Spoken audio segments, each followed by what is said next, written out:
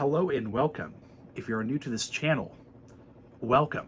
If you're not new to this channel, welcome back. As you can see, today is just going to be a quick review of the Busby Mayhem Ruin. I mentioned it in a different video and thought, well, may as well make a dedicated video. Before I get to it, timestamp if you want to skip this. Behind me, I have several things, suggestions, some obvious, some not. And whichever suggestion the three of you that watch this want is the one that I will probably do for either the next video or the video after. So let's get right into it, starting out with an overview of the blaster. Up front here, it has 3 barrels, and these can be very simply front-loaded like that. These are the included darts, which is a little discontent, I would say.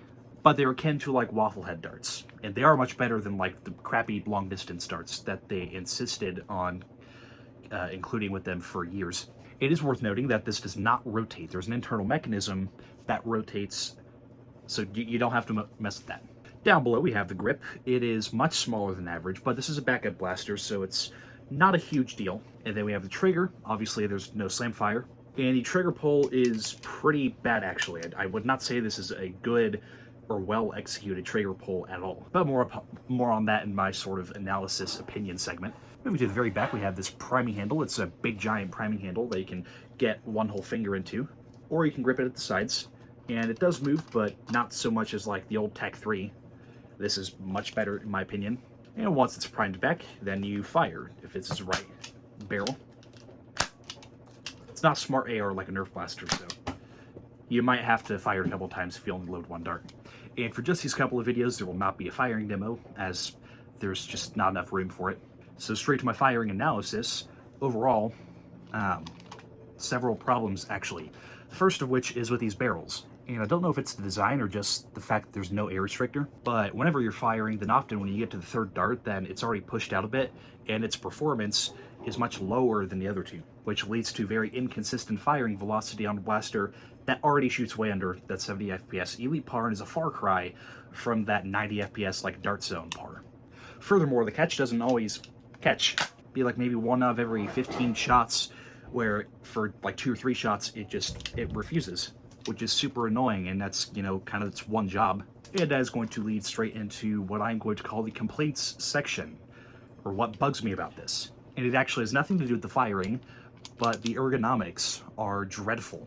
It comes down to mainly this grip and the trigger. Now the grip is just too small. And it doesn't need to be the longest grip, but it needs to be a fatter grip, so you can actually grip it and get some traction. And what happens is that rather, if it's more adequately sized, then you can pull straight back and fire. But with this, with the combination of a relatively heavy spring and this very small trigger, or grip, what happens is it does that. It pulls back. And only here does it actually catch, which is just really uncomfortable and super annoying. Furthermore, the execution of this trigger is just sloppy. And even in the modern day, this is a worse trigger than most Nerf blasters. And I get it, it's rotating a whole plunger tube, but it just doesn't feel good at all. In every 1 out of every 5 shots maybe, it'll actually seize up. And for a backup, if it's primed, ready to go, in that one emergency scenario or blaster jams, you pull it and it seizes up, and you're just what the F, why isn't firing, and you have to break it to fire it. That's super annoying. So getting to my buy recommendation, overall I would actually not recommend that you buy this. It doesn't perform very well, it doesn't perform very consistently, the ergonomics are bad even for a backup, and even at $3, I still think that you're wasting $3. It's good in theory, but I just don't think that this is a well-executed blaster at all. Leading straight to my opinion, I'm really not a fan of it, and I kind of think that's a waste of $3. Just silly ergonomics, silly priming, silly everything. I don't like this blaster at all. But let me know what you think of it down in the comments section. And that's actually going to do it. So hopefully you enjoyed watching, and I'll see you in the next one of these videos, whatever it may be.